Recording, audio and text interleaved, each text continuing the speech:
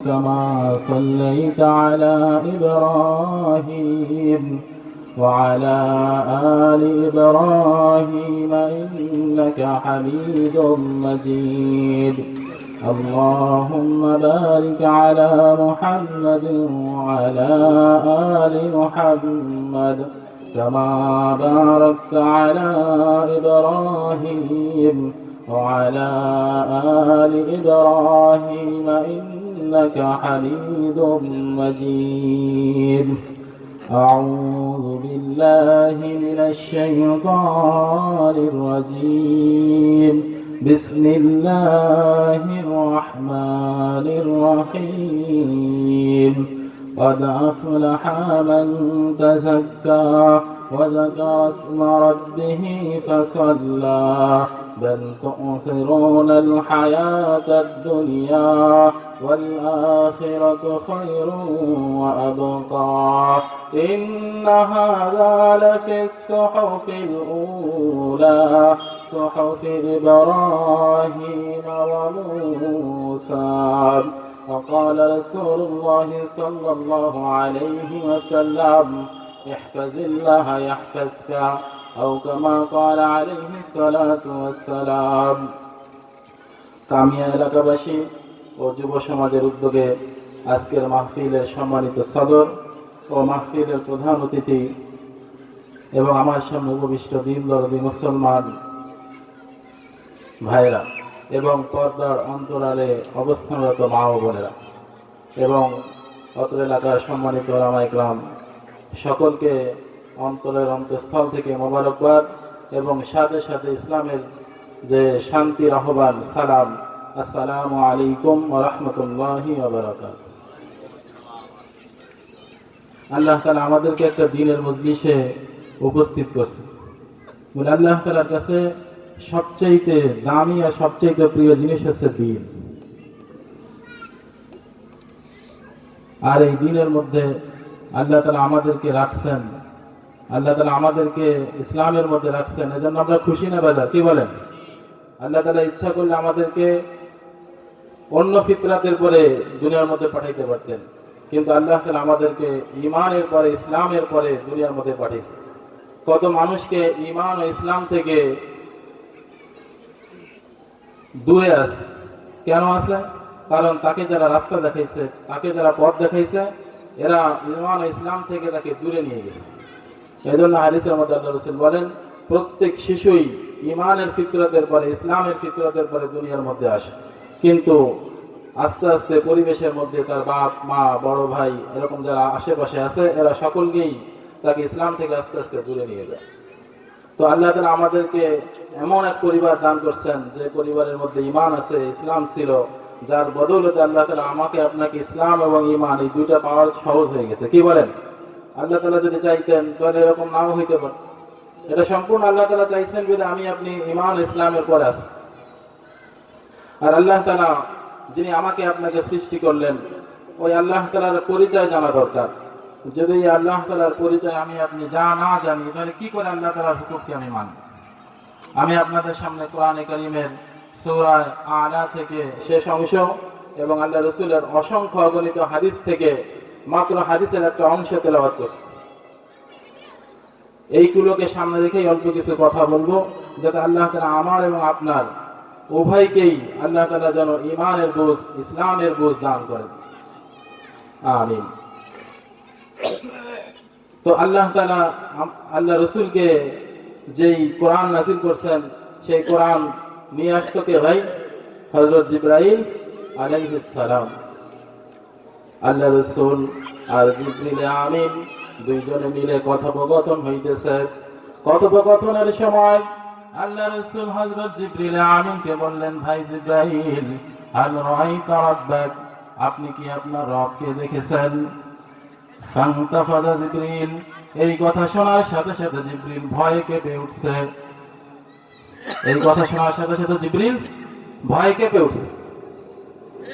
অথচ আল্লাহ তাআলার কাছে সবচাইতে নিকটতম ফেরেশতা ছিলেন হযরত জিবরিল আলাইহিস সালাম। আল্লাহ তাআলার সবচেয়ে নিকটে ছিল জিবরিল। আল্লাহ তাআলা যখন কোনো হুকুমকে নাযিল করতেন তখন হযরত জিবরিল আমিনকে শোনাইতেন, আর জিবরিল আমিন ওই কথা নিয়ে আসতেন হযরত মুহাম্মদ সাল্লাল্লাহু আলাইহি ওয়াসাল্লামের নিকট। তো আল্লাহ রাসূল কথোপকথনের মধ্যে যখন হযরত জিবরাইল আলাইহিস সালামকে বললেন, হে ভাই জিবরাইল, হাল রাআইতা রাব্বাক, আপনি কি আপনার রবকে দেখেছেন? এই কথা শোনার সাথে সাথে জিবরিল আমিন কেঁপে উঠছে আতঙ্কে, ভয়ে।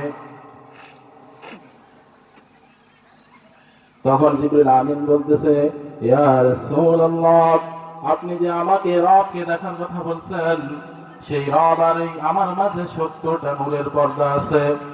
কয়টা নূরের পর্দা? 70টা। ইন্না বাইনি ওয়া বাইনাহু হিজাবান মিন নূরিন 70, 70টা নূরের পর্দা আছে। লাউ দানাহতু, যদি আমি সেই একটা নূরের পর্দার নিকটে চলে যাই, লাহতারাকতু, আমি পুড়ে ছাই হয়ে যাব, আমার কোনো অস্তিত্ব থাকবে না।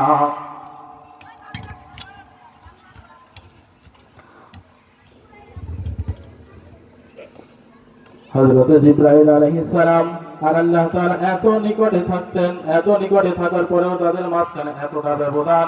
সেই আল্লাহ তাআলার বড়ত্ব আর আজমত এত বেশি যে নিকটতম ফেরেশতাও যদি আল্লাহ তাআলার ওই নূরের পর্দার কাছে চলে যায়, তো সেই নূরের পর্দার তাপে সে ছাই হয়ে যাবে। এত নিকটে থাকার পরেও আল্লাহ তাআলার আজমত আর বড়ত্বের ভয়ের কারণে হযরত জিবরাইল আলাইহিস সালাতু ওয়াস সালাম কেঁপে উঠছেন। কিন্তু আমার আপনার ভয়, আমার আপনার অন্তরের মধ্যে আল্লাহ তাআলার ভয় আছে কিনা যদি জিজ্ঞাসা করা হয়, আর যদি প্রমাণ তালাশ করা হয়, তো আল্লাহ তাআলার ভয় আমার অন্তরে একটুও নাই। ইয়াসআলুনাকা আনিল আনফাল, কুলিল আনফালু লিল্লাহি ওয়া রাসূল, ওয়াত্তাকুল্লাহা ওয়াসলিহু যাতা বাইনিকুম ওয়া আতিউল্লাহা ওয়া রাসূলাহু ইন কুনতুম মুমিনিন। إنما المؤمنون الذين إذا ذكر الله وجلت قلوبهم وإذا تليت عليهم آياته زادتهم إيمانا।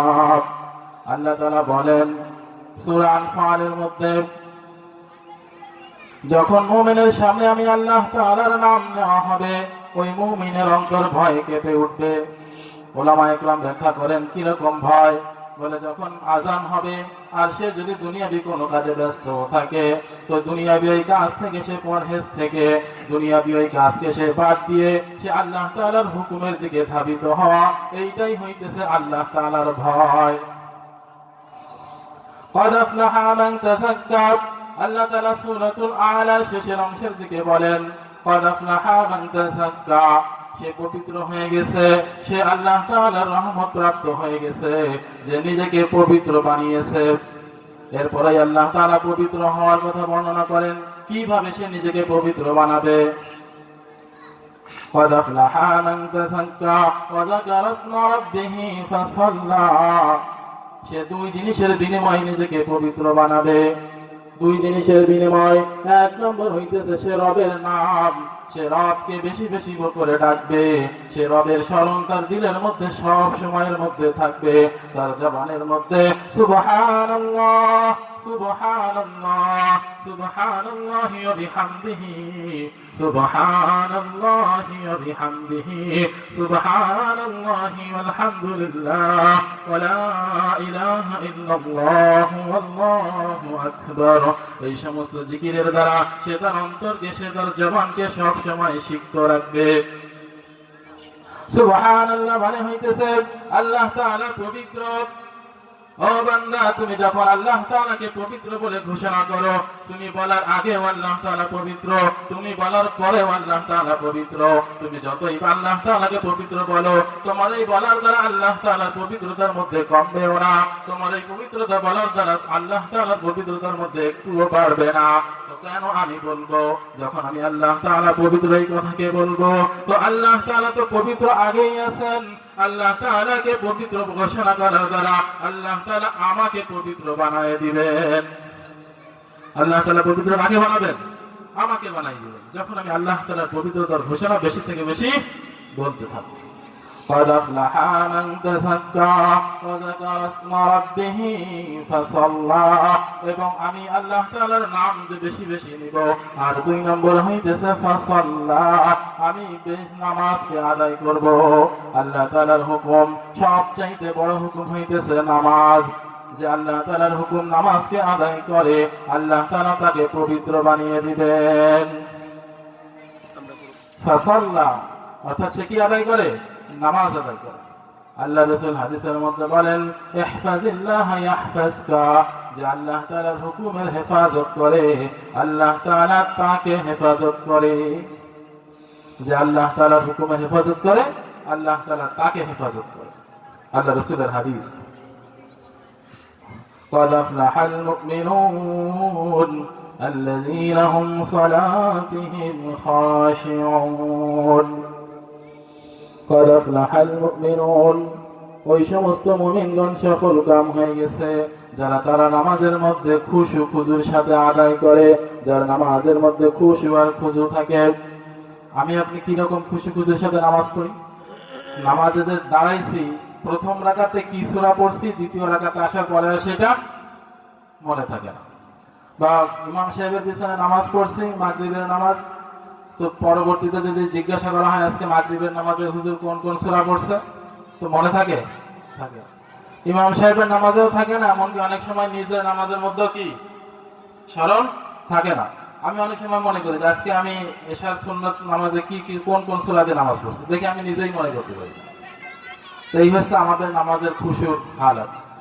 ইমাম আজম আবু হানিফা রাহমাতুল্লাহ আলাইহি, ওনার কাছে এক লোক জিজ্ঞাসা করছে হুজুর আপনি তো সবচাইতে বড় আলেম, আর সমস্ত মাসলা মাসাইলের হল আপনার কাছে আছে, সব কিছুর হল আপনার কাছে আছে, তো আপনি সমস্ত মাসলা দিতে পারেন, সমস্ত সমস্যার সমাধান আপনার কাছে আল্লাহ তাআলা দিয়ে রাখছে, আল্লাহ তাআলা আপনাকে এরকম ইলম দান করছে। তো হুজুর অনেক আগে আমি আমার কিছু সম্পদকে মাটির নিচে রাখছিলাম। কোথায় রাখছিলাম? মাটির নিচে। তো এখন ওটা কোথায় আছে এটা আমি মনে করতে পারতেছি না। তা আপনি একটু মাসালা ঘাইটে কোরআন হাদিস ঘাইটে আমার একটু বলেন যে সম্পদটা কোথায় আমি রাখছি। এটা কি বলা সম্ভব বলেন? তো সমাধান কি হবে? তো ইমাম আজম আবু হানিফা রাহমাতুল্লাহ আলাইহি উনি বললেন তুমি আজকে রাতে তাহাজ্জুদ পড়বা। আজকে রাতে কি পড়বা? তাহাজ্জুদ পড়বা। এমনিই নামাজ কালাম ঠিক মতো পড়ে না, তারপরে আবার তাহাজ্জুদ পড়ার কথা বলছে। তো ওই লোক সুন্দর করে শেষ রাতে উঠছে ওযু করে নামাজের জন্য, যেহেতু সম্পদ তালাশ করতে হবে, তো খুব ধ্যানের সাথে নামাজ পড়তেছে। খুব কিসের সাথে নামাজ পড়তেছে? ধ্যানের সাথে। তো শয়তানও তো আসছে। শয়তানে কি করছে? আসছে। শয়তান এসে অন্তরের মধ্যে বিভিন্ন কথাকে স্মরণ করাইতেছে। আমরা যখন নামাজে দাঁড়াই তখন বিভিন্ন কথা স্মরণ করায় না? এক হাজী সাহেব হজ করে আসছে, তার দোকান 4টা। দোকান কয়টা? 4টা দোকান। তা আসরের নামাজ এরকম তাড়াহুড়া করে দোকানের ঝামেলায় তাড়াহুড়ার মধ্যে ছিল, জামাতে শরীক হতে পারে না। তো 1 রাকাত মিস হয়ে গেছে। তো যাই ওযু করে নামাজে দাঁড়াইছে, ইমাম সাহেব যখন সালাম ফিরাইছে বলতেছে হুজুর আজকে তো নামাজ 3 রাকাত হয়েছে, 4 রাকাত তো হয় নাই। উনি যে 1 রাকাত পিছনে পায় নাই এটা ওনার কি নাই? মনে নাই। তখন মুসল্লিরা বলছে না নামাজ ঠিকই 4 রাকাত হয়েছে। বলে না হুজুর নামাজ 3 রাকাত হয়েছে। বলে তাহলে আপনি দলিল দেন আপনার কথা যে নামাজ কি রকম। বলে হুজুর আমার দোকান 4টা। দোকান কয়টা? 4টা। আর 4 রাকাতে আমি 4 দোকানের হিসাব মিলাই। কয় দোকানের হিসাব মিলাই? 4 রাকাতে কয় দোকানের হিসাব? 4 রাকাতে 4 দোকানের হিসাব মিলাই। তো আজকে 3 দোকানের হিসাব মিলাইতে পারছি, কিন্তু আর এক দোকানের হিসাব আমি মিলাইতে পারি নাই। তো আমার যেহেতু 1 দোকানের হিসাব বাকি আছে, এই জন্য নামাজও কয় রাকাত বাকি আছে? 1 রাকাত বাকি। তো আমরা নামাজের মধ্যে দুনিয়ার হিসাব নিকাশ করি, কি বলেন? এই ছেলের কি হলো, ওই মেয়ের কি হলো, এই দিকে কি হলো, ওই দিকে কি হলো, সব হিসাব নিকাশ কোথায় আসে? নামাজের। তো ওই লোক তো নামাজের মধ্যে দাঁড়াইছে খুব ধ্যানের সাথে। তো শয়তানও তার এই কথা সেই কথা বিভিন্ন কথা স্মরণ করাই দিছে। যখন তাকে এরকম করে স্মরণ করায় নামাজ থেকে বিরত রাখতে পারতেছে না, তখন শয়তানই মনে করাই দিছে তুমি না তোমার এই সম্পত্তি অমুক জায়গায় মাটির নিচে রাখছিলে। ওই লোক তো খুশি হয়ে গেছে যে হ্যাঁ আমি। তো ইমাম আজম আবু হানিফা রাহমাতুল্লাহ আলাইহি বুঝছেন যে মানুষ যখন নামাজে দাঁড়ায় তো শয়তান থেকে বিভিন্ন দুনিয়াবি কথা কি করায় দেয়? স্মরণ করায় দেয়। তো মানুষ যখন নামাজের মধ্যে দুনিয়াবি কথাকে স্মরণ করতে থাকে তখন এই নামাজের মধ্যে জান থাকে না, নামাজের মধ্যে কি থাকে না, জান থাকে না, প্রাণ থাকে না। আর জানবিহীন প্রাণবিহীন নামাজ, এই নামাজ কি তার কোনো সমস্যার সমাধান করতে পারবে? অথচ আল্লাহ তাআলার পক্ষ থেকে নামাজকে এমন একটা হুকুম হিসেবে দেওয়া হয়েছিল যে নামাজের মাধ্যমে তার দুনিয়া এবং আখিরাতের সমস্ত সমস্যার সমাধান আল্লাহ তাআলা রাখছেন 2 রাকাত নামাজের মধ্যে। কয় রাকাত নামাজের মধ্যে? 2 রাকাত নামাজ। 2 রাকাত নামাজ যদি তার কবুল হয়ে যায় তো আল্লাহ তাআলার হিসাব নিকাশে তার জন্য সহজ হয়ে যায়। ও বন্ধু, যেই নামাজের দ্বারা আমি দুনিয়ার সমস্যার সমাধান করতে পারলাম না, ওই নামাজ দিয়ে আমার আখিরাতের এত বিশাল সমস্যা কি করে সমাধান করব? এটা হিসাব নিকাশ করা দরকার।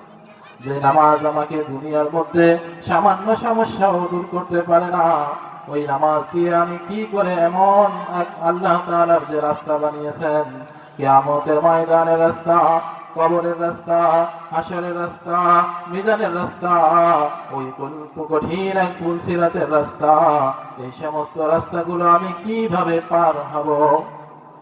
কিয়ামতের ময়দানে আল্লাহ তাআলা সর্বপ্রথম নামাজের হিসাব নেবেন। যে ব্যক্তি নামাজের হিসাবে পার পেয়ে যাবে সে সমস্ত কিছুতে পার পাবে, আর যে নামাজে ধরা খাবে সে সমস্ত কিছুতে ধরা খেয়ে যাবে।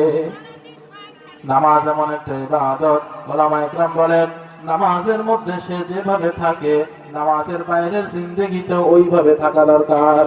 বলে নামাজের মধ্যে চোখের হেফাজতের দরকার, নামাজের বাইরের জিন্দেগিতেও চোখের হেফাজতের দরকার। নামাজের মধ্যে দিমাগের হেফাজতের দরকার, নামাজের বাইরের জিন্দেগিতেও দিমাগকে হেফাজত করা দরকার। নামাজের মধ্যে অঙ্গ প্রত্যঙ্গ, হাত পা, এগুলোর যেরকম নাকি হেফাজত করা দরকার, যেটাকে যেভাবে আদায় করা দরকার, নামাজের বাহিরের জিন্দেগিতেও ওইটাকে ওইভাবে রাখা দরকার।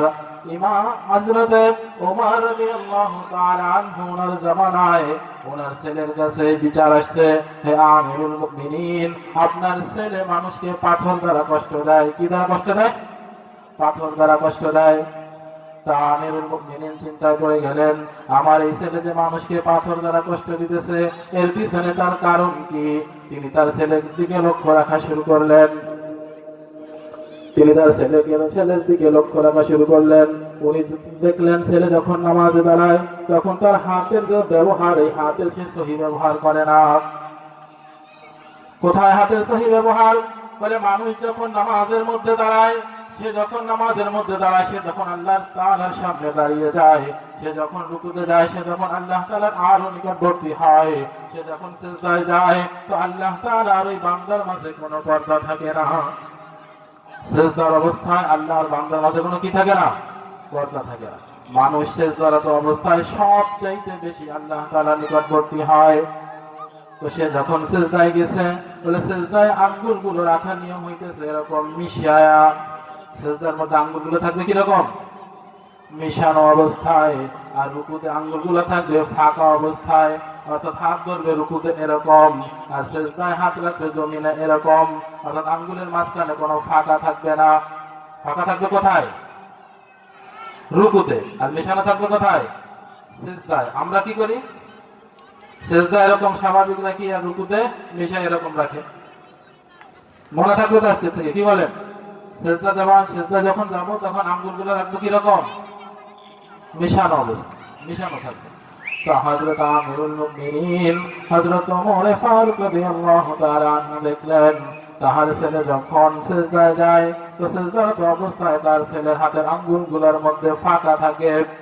তিনি রোগ ধরে ফেলছেন যে নামাজের মধ্যে খেয়ানত করে সে নামাজের বাইরের জিন্দেগিতেও খেয়ানত করে, আর যে আমানতদারির সাথে নামাজকে আদায় করে নামাজের বাইরের জিন্দেগিতেও সে আমানতদারিকে রক্ষা করে।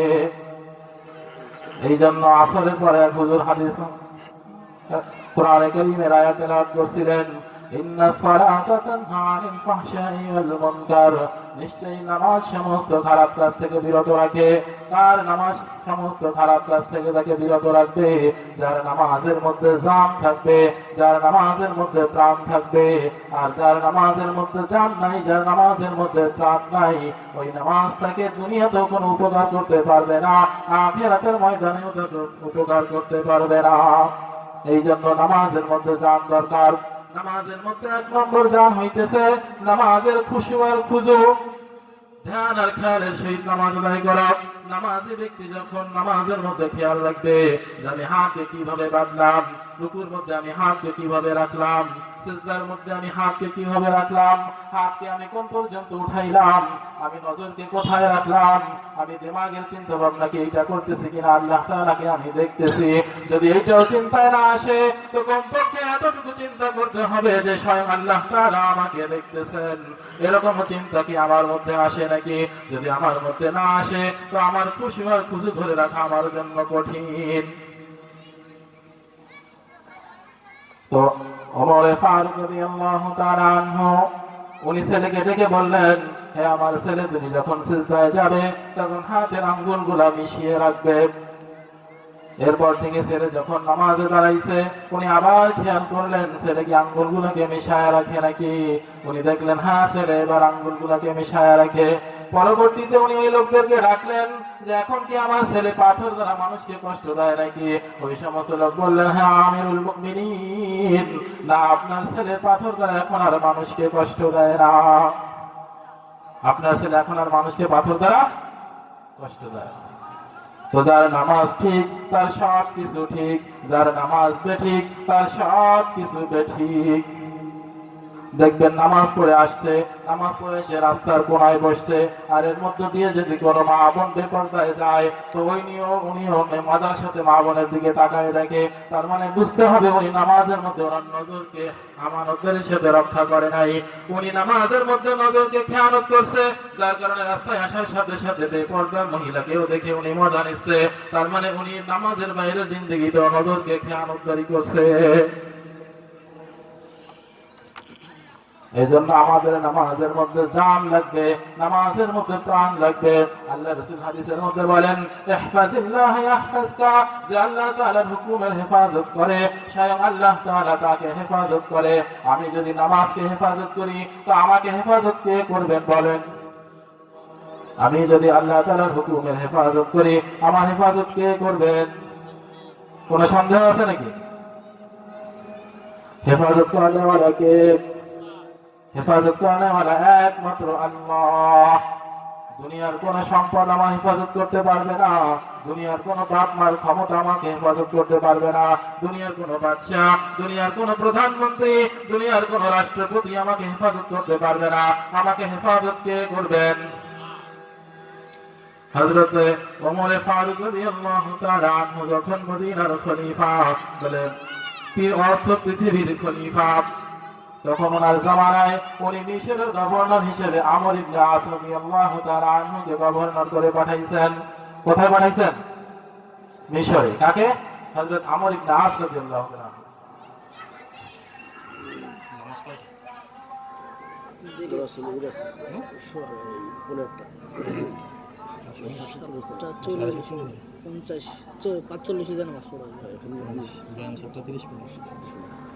তো হযরত ওমর ফারুক রাদিয়াল্লাহু তাআলা আনহু যখন উনি মদিনার খলিফা, তখন উনি গভর্নর হিসেবে মিশরে পাঠাইছেন হযরত আমর ইবনে আস রাদিয়াল্লাহু তাআলা আনহুকে।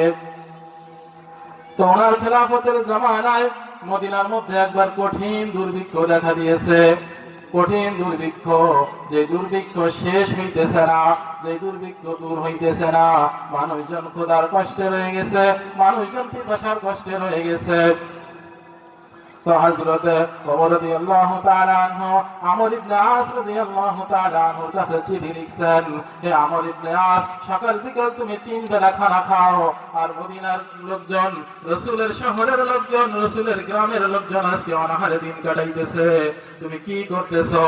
তো এই চিঠি পাওয়ার সাথে সাথে হযরত আমর ইবনে আস রাদিয়াল্লাহু তাআলা আনহু বলতেছেন, হে মদিনার খলিফা, হে খলিফাতুর রাসূল, আপনি চিন্তা করিয়েন না, আপনি কোনো কষ্ট করিয়েন না, আপনি দুশ্চিন্তায় পড়িয়েন না।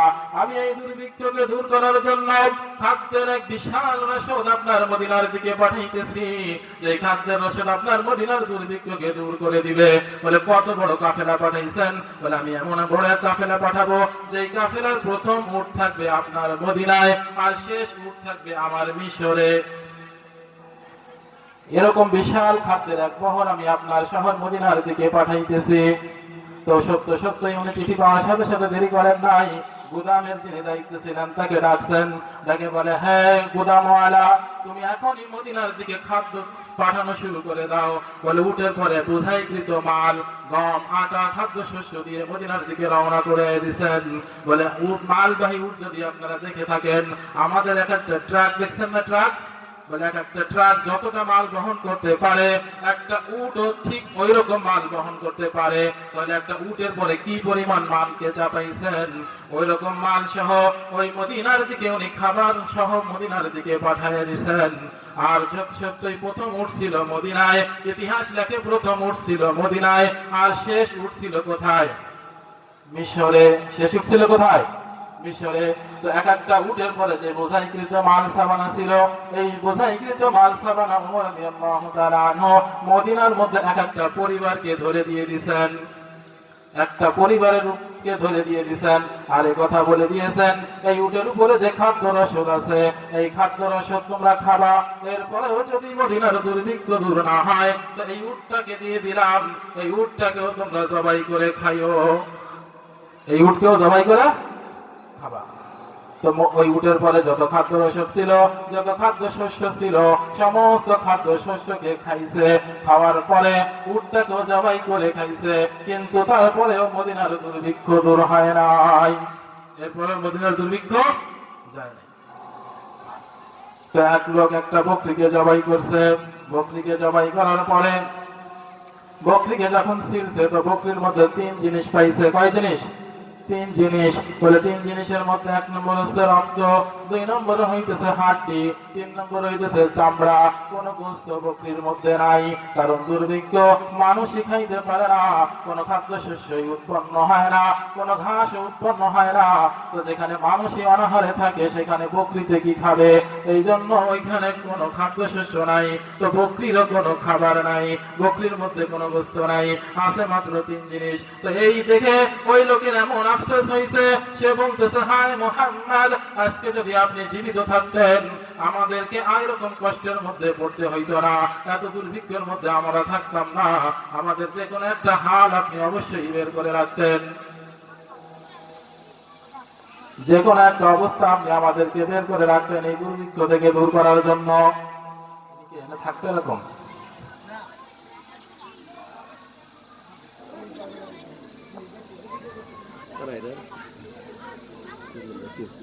এদিকে খেয়াল করেন। এরপরে ওই লোক রাত্রে ঘুমাইছে, ঘুমের মধ্যে স্বপ্ন দেখছে। ঘুমের মধ্যে কি দেখছে? স্বপ্ন দেখছে। ওনার স্বপ্নের মধ্যে দোজাহানের বাদশা হযরত মুহাম্মদ সাল্লাল্লাহু আলাইহি ওয়াসাল্লাম, মদিনাতুর রাসূল হযরত মুহাম্মদ সাল্লাল্লাহু আলাইহি ওয়াসাল্লাম চলে আসছেন। এসে বলতেছে, তুমি ওমরকে আমার সালাম দিবা, আর তুমি ওমরকে কথা বলবা। আমি তো ওমরকে বড় বুদ্ধিমান মনে করছিলাম, আজকে ওমরের কি হলো? তো ওই লোক ফজরের নামাজে জামাতে শরীক হইছে। শরীক হওয়ার পরে হযরত আমিরুল মুমিনিন ওমর রাদিয়াল্লাহু তাআলা আনহুর চিরাচরিত অভ্যাস ছিল, ফজরের নামাজের পরে উনি মুসল্লিদের দিকে ফিরতেন এবং মুসল্লিদের সাথে মত বিনিময় করতেন, কথা বলতেন। যেই অভ্যাস আল্লাহর রাসূলেরও ছিল। ফজরের নামাজের পরে আল্লাহর রাসূল মুসল্লিদেরকে, সাহাবাদেরকে উদ্দেশ্য করে বলতেন, আজকে তোমরা কে কি স্বপ্ন দেখছো? যদি কোনো ব্যক্তি স্বপ্ন দেখতো, ওই স্বপ্নের তাবির হযরত মুহাম্মদ সাল্লাল্লাহু আলাইহি ওয়াসাল্লাম বলে দিতেন। ওই সুন্নাত অনুযায়ী হযরত ওমর রাদিয়াল্লাহু তাআলা আনহু মুসল্লিদের দিকে ফিরে বসছেন। আর ওই সুন্নাত অনুযায়ী আজ পর্যন্ত সমস্ত ইমামরা ফজরের নামাজের পরে মুসল্লিদের দিকে ফিরে বসে কি বসে না? বসে। উদ্দেশ্য হচ্ছে মুসলমানদের থেকে কুশল বিনিময় আদায় করা, মুসলমান কি হালাতের মধ্যে আছে, কোন ভাই কি অবস্থার মধ্যে আছে তার খোঁজ খবর নেওয়া। সে যদি মসজিদে জামাতের সাথে শরীক না হয় তোর বাড়িতে যাওয়া, খোঁজ খবর নেওয়া, কিন্তু আমরা নেই নাকি? আসল ইসলামের আমল আমাদের থেকে বহু দূরে। আমরা একটু জিকির আজগার করি, সূরা হাশরের শেষ 3 আয়াতকে তেলাওয়াত করি, এরপরে দোয়া করে যে যার বাড়িতে চলে যাই। আমাদের মনে করি দায়িত্ব শেষ, কিন্তু আল্লাহ তাআলা ইসলামকে এমন একটা ধর্ম হিসেবে দিয়েছিলেন যে ইসলাম তার দুনিয়ার খোঁজ খবর রাখবে, আখিরাতেরও খোঁজ খবর রাখবে। ইসলামকে এমন একটা ধর্ম বানাইছেন যে ধর্মের মাধ্যমে সে দুনিয়াতেও সফল হবে, আখিরাতেও সফল হবে। দুনিয়ার অভাবও দূর হবে, আখিরাতের অভাবও দূর হবে। আজকে শুধু আমরা ইসলামকে রাখছি আখিরাতের জন্য, দুনিয়ার কোনো কাজেই ব্যবহার করি না। হাদিসের মধ্যে আসছে যে ব্যক্তি প্রতিনিয়ত রাত্রে সূরা ওয়াকিয়া তেলাওয়াত করে তার ঘরে অভাব কোনোদিন আসবে না। কিন্তু আমরা সূরা ওয়াকিয়া তেলাওয়াত করি না, আবার অভাব দূর হওয়ার জন্য চেষ্টা করি। তো অনেক সম্পদের মালিক, লাখপতি, কোটিপতি, তারপরেও কি তার অভাব দূর হয় নাকি? বলে না, তারপরেও অভাব দূর হয়ে যায়। কোটিপতির কোটি টাকার অভাব, লাখপতির লাখ টাকার অভাব, বাড়ি 3 তলা করছে তারপরে অর্ডার একটু উপরে রাখছে, 4 তলা কেমনে হয়? তো ওই লোক বলতেছে, হ্যাঁ আমিরুল মুমিনিন, আজকে আমি আল্লাহ রাসূলকে স্বপ্নে দেখছি, তিনি আমাকে বলছেন ওমরকে সালাম দিও। আর এই কথা বলে ওমরকে তো আমি বড় বুদ্ধিমান মনে করছিলাম, আজকে ওমরের কি হইলো? এই কথা শোনার সাথে সাথে হযরত আমিরুল মুমিনিন খলিফাতুর রাসূল হযরত ওমর ইবনে খাত্তাব রাদিয়াল্লাহু তাআলা আনহু চিন্তায় পড়ে গেছেন। এই কথার দ্বারা নবীজির কি উদ্দেশ্য, এই কথার দ্বারা নবীজি আমাকে কি মেসেজ দিতে চাইতেছেন, কি খবর দিতে চাইতেছেন, চিন্তায় পড়ে গেছে। তো উনি মদিনার মধ্যে সমস্ত বড় বড় ফকিহ সাহাবীদেরকে ডাকছেন, সমস্ত মানুষদেরকে এরপরে ডাকছেন, সবার সামনে ওই স্বপ্নের কথা বর্ণনা করতেছেন আর বলছেন, নবীজি আমাকে বলছে তোমাকে তো বড় বুদ্ধিমান মনে করছিলাম, আজকে তোমার কি হলো? তো সমস্ত মানুষের কাছে ওই কথা যখন তুলে ধরছে, কেউ ওই কথার সঠিক ব্যাখ্যা দিতে পারতেছে না। তখন সাধারণ একজন সাহাবী, সাধারণ একজন মানুষ, তিনি বলতেছেন, হে খলিফাতুর রাসূল, হে ওমর, মদিনার মধ্যে আজকে এই দুর্ভিক্ষ দূর হওয়ার জন্য আপনি সাহায্য চাইবেন কার? বলে সাহায্য চাইবো আল্লাহর। কিন্তু সাহায্য চাইলেন কার? বলে সাহায্য চাইলেন মিশরের গভর্নর আমর ইবনে আসের। এই দুর্ভিক্ষ দূর হওয়ার জন্য সাহায্য চাইবেন কার? আল্লাহর। কিন্তু সাহায্য চাইলেন কার? তো ওমর রাদিয়াল্লাহু তাআলা আনহু বুঝতে পারছেন ভুল হয়ে গেছে। উনি ওই সমস্ত লোকদেরকে নিয়ে, মদিনার বাইরে এক প্রান্তর ছিল, মদিনার বাইরে এক মাঠ ছিল, ওই মাঠে চলে গেছে। সাথে হযরত ইবনে আব্বাস রাদিয়াল্লাহু তাআলা আনহুকে সাথে নিছে, আব্বাস রাদিয়াল্লাহু তাআলা আনহুকে সাথে নিছে। নিয়ে যায় ওখানে নামাজ আদায় করছে। নামাজ আদায়ের পরে মুনাজাত করতেছে, দোয়া করতেছে, আল্লাহ তাআলার কাছে বলতেছে, হে রব্বুল আলামিন, আপনার হাবিব যতদিন জীবিত ছিল এই ময়দানে আমাদেরকে নিয়ে আসছিল, যখন কোনো সমস্যা পড়তেন তখনই আমাদেরকে এই ময়দানে নিয়ে আসতেন, আপনার কাছে সাহায্য চাইতো 2 হাত বাড়ায়। আজকে আপনার হাবিব নাই, কিন্তু আপনার হাবিবের জায়গায় আপনার হাবিবের চাচাকে নিয়ে আসছে। আপনি আমাদের এই মদিনার দুর্ভিক্ষকে দূর করে দেন, আপনি আমাদের এই সমস্যাকে দূর করে দেন, আপনি আমাদের উপরে এই অনাহারের দিনগুলোকে খতম করে দেন। তো হাত শেষ উঠায় হাত নামাইতে দেরি আসমানের থেকে একখণ্ড মেঘমালা চলে আসছে, আর মেঘের ওই প্রান্ত থেকে আওয়াজ আসতেছে,